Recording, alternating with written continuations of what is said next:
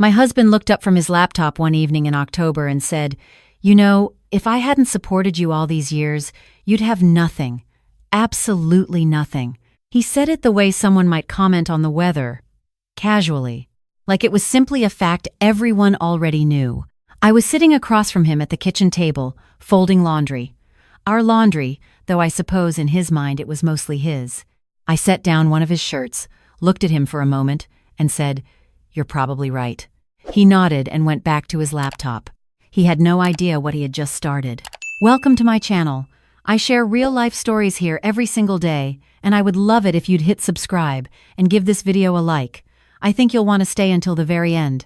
Now, let me tell you about the most clarifying 6 months of my 62 years on this earth. My name is Helen. I am 62 years old, and until that October evening, I had been married to my husband, Gerald, for 24 years. We met when I was 38. I had been a registered nurse for 14 years at that point, working long shifts at a hospital in Columbus, Ohio. Gerald was a civil engineer, divorced, with a teenage son from his first marriage. He was steady and quiet, and he made me laugh at a time in my life when I had not been laughing much. We married when I was 38 and he was 43. By then, I had saved enough to put a healthy down payment on a house. Gerald contributed too, but it was close to even. We both came in with something. I want to be clear about that, because it matters later. Our son Daniel was born the year after we married, then our daughter Claire, 2 years after that. When Daniel was born, Gerald and I sat down and had what felt like a practical conversation about childcare. The hospital where I worked had terrible hours. Nights, weekends, holidays. The cost of full-time childcare for 2 small children would eat almost all of my salary. Gerald was being promoted steadily at his firm. It made sense, we agreed together, for me to step back. I want to be very precise here. I did not quit my career. I stepped back. I kept my nursing license active. I took occasional per diem shifts when the kids were older and my mother-in-law could watch them. I stayed current with continuing education. I always planned to return full-time. But then Gerald's mother, Barbara, was diagnosed with Parkinson's when Daniel was 6 and Claire was 4. Barbara's husband had died years before. She had no other children. Gerald was her only son. So I became her primary caregiver. For 7 years, I managed her medications, her appointments, her physical therapy, her personal hygiene. I drove her to specialists in Cleveland. I researched every new treatment option. I sat with her through the hard nights. I held her hand in the hospice room at the very end. Gerald grieved his mother deeply, and I held him through that too. By the time Barbara passed and the children were in middle school, I was 51 years old. The nursing field had changed significantly. Getting back to full-time floor nursing at 51, after years away from acute care, would have meant going back almost like a new graduate in some respects. I took a part-time position at a pediatric clinic instead. The pay was modest, but the hours worked around school schedules. It was never about the money for me by then. It was about staying connected to the work I had loved. Gerald retired at 62. He had done well. His pension was generous. Between his pension, my clinic income, and our savings, we had no financial worries. I want to be absolutely clear about that too. We were comfortable, solidly comfortable. But something shifted in Gerald after he retired. Without the structure of work, he became what I can only describe as a self-appointed financial auditor of our household. He started spending hours on spreadsheets, tracking every penny coming in and going out. This would have been fine, even helpful, except that the lens he used was deeply skewed.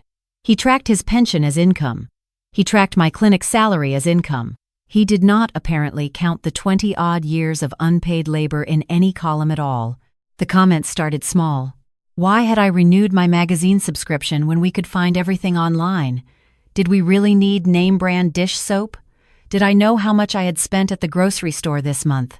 I started saving receipts to show him, which felt absurd in a way I could not quite name at first.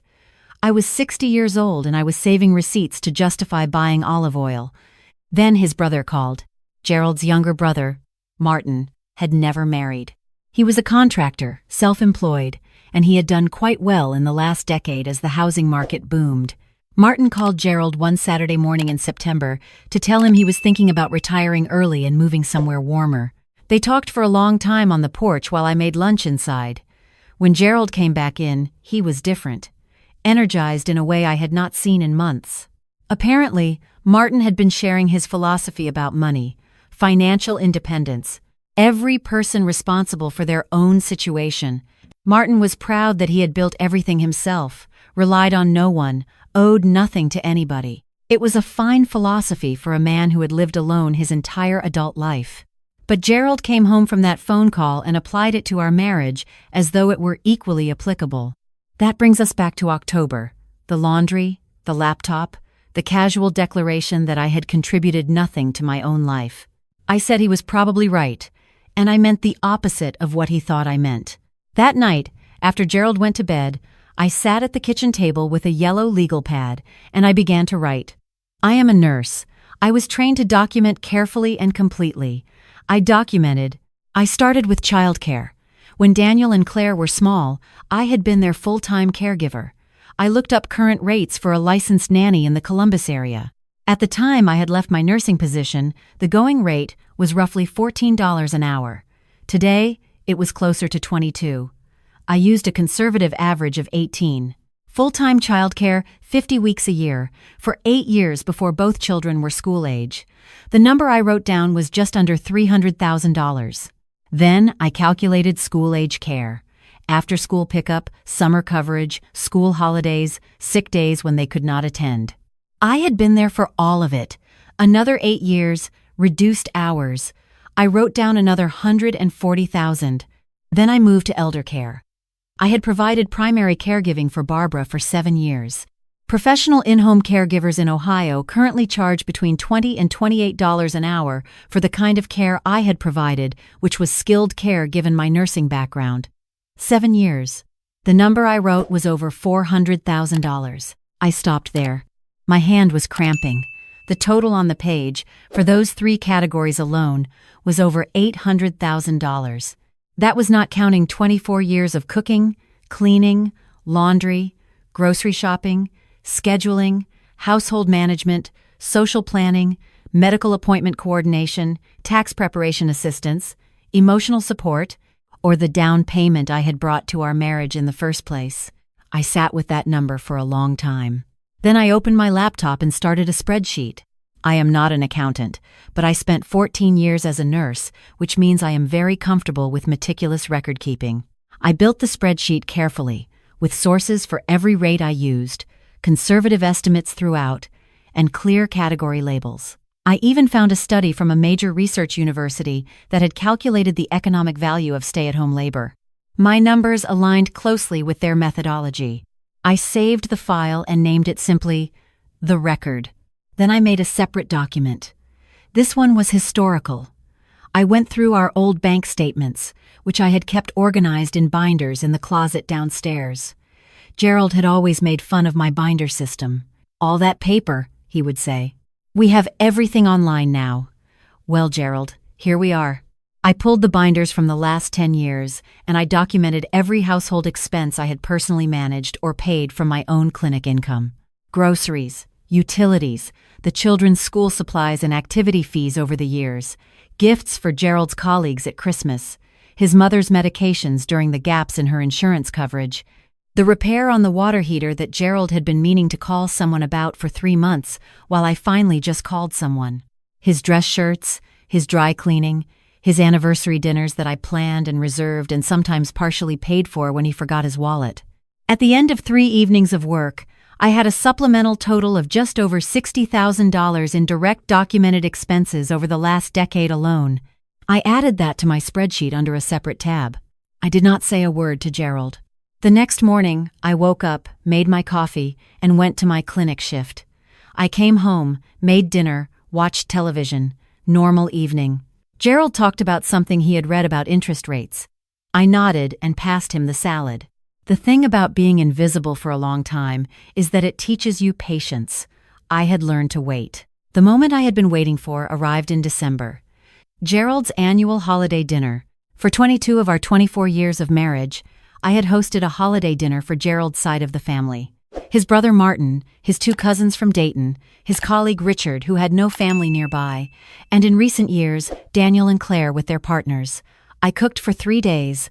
Standing rib roast because Martin liked red meat. Scalloped potatoes from scratch because Gerald's cousin Sandra had a gluten sensitivity and the boxed kind had additives. 2 pies, homemade rolls, appetizers. A vegetable dish suitable for Claire's partner, who was vegetarian. The December dinner was 6 weeks away when Gerald mentioned it. "We should start thinking about the menu," he said one morning over coffee. Martin already confirmed he's coming. Sandra too. I looked up from my crossword. "That's nice," I said. "So, what are you thinking? Rib roast again?" "I'm not sure what you're thinking," I said pleasantly. "But I won't be cooking this year." Gerald set down his coffee cup. "I'm sorry? I'm not hosting this year. If you'd like to have your family over, that's wonderful. I'll be happy to sit and visit with everyone. But the planning and cooking and shopping are not something I'm doing. Helen." His voice had that tone. The tone that meant he was about to be patient with me in a way that was not actually patient at all. "This is a tradition. Everyone expects it. Then you should let them know the tradition is changing. Or you're welcome to continue it yourself. Martin's very capable. He could host. Martin lives in an apartment. Then perhaps a restaurant." Gerald stared at me. "You're serious." "Completely." I returned to my crossword. 14 across, 8 letters, meaning to make amends. The answer was atone. I found it fitting. Gerald spent the next week in a low-grade state of panic that he would not have admitted was panic. I watched him make several phone calls from the other room. I heard fragments. "Helen's not feeling well. We're thinking of doing something different this year." Not a lie, exactly. I was not feeling well about cooking a 3-day dinner for people who had never once offered to help clean up. He came to me on a Tuesday evening with a compromise proposal. What if he ordered everything from a catering company? He had found one in town. They could deliver the whole meal, ready to serve. He just needed me to handle the logistics. The ordering. The timing. The setup. The serving. I tilted my head. "So you'd like me to project manage your dinner party? I just need some help." "Gerald, project managing a catered dinner for 11 people is still work. It's not cooking, but it's still hours of coordination and hosting. You've always done it." "I know," I said, "and now I'm not." He went back to the kitchen. I heard him opening and closing the refrigerator the way he always did when he was thinking. It was one of his habits I had cataloged over 24 years. Refrigerator opening meant unsettled. Cabinet door clicking meant impatient. Throat clearing in a certain way meant he was about to say something he knew I would push back on. 3 refrigerator openings that night. The dinner happened on a Saturday in mid-December.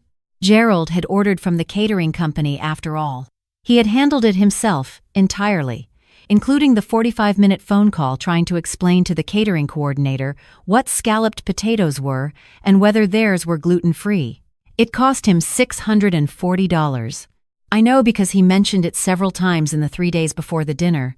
Not to me exactly, but in that way people have of thinking aloud when they want you to hear. The evening itself was interesting. The food arrived in foil containers and Gerald arranged everything on the counter like a man defusing a bomb. He forgot to preheat anything. Martin arrived first and asked where the rolls were, because Gerald had not ordered rolls. Gerald drove to the store to buy rolls. He came back with the wrong kind. Sandra arrived and asked about the gluten situation, and Gerald looked at her blankly for 3 full seconds before going to find the catering receipt. I sat in the living room with Claire and her boyfriend and had a genuinely lovely conversation about their trip to Portugal.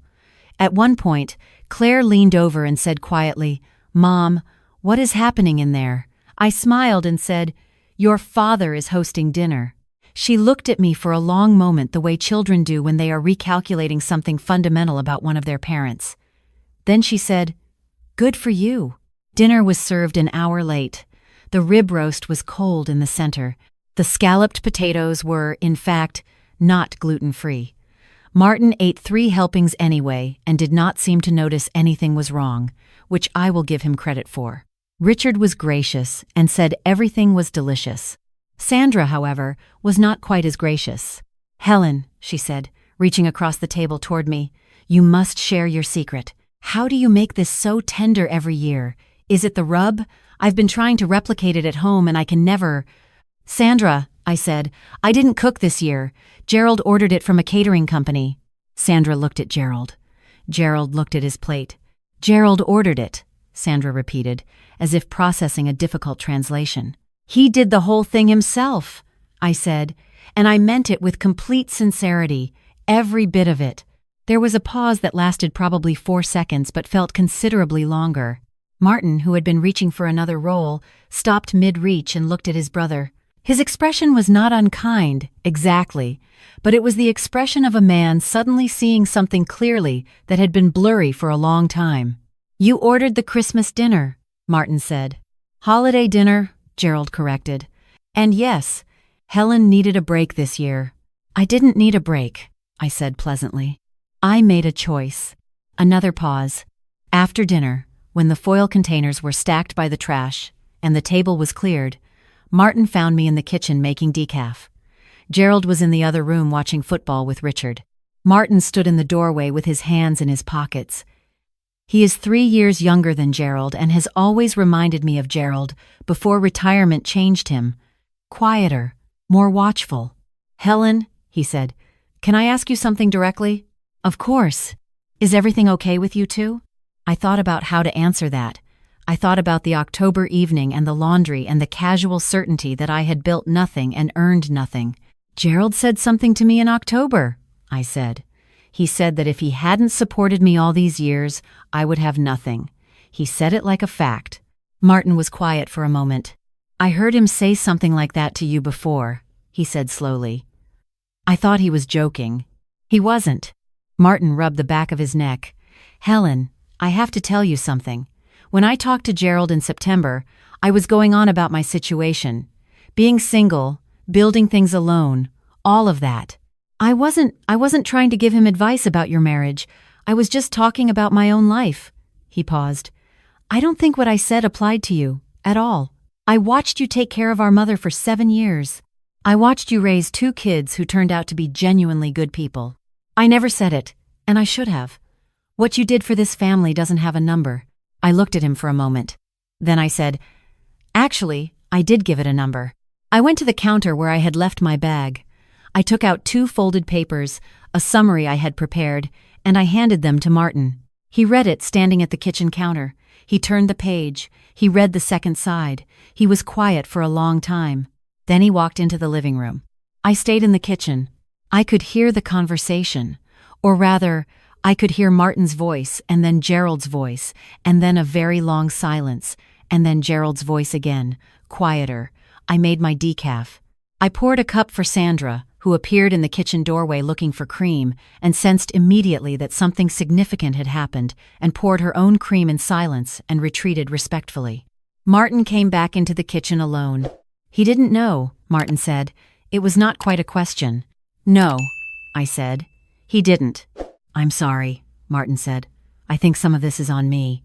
I should have said this to him years ago instead of feeding him nonsense about financial independence. He set the papers on the counter. You didn't do nothing, Helen. You built almost everything in that house. He just couldn't see it because it didn't look like a paycheck. He hugged me then, which surprised me. Martin is not a hugger. He is a handshaker.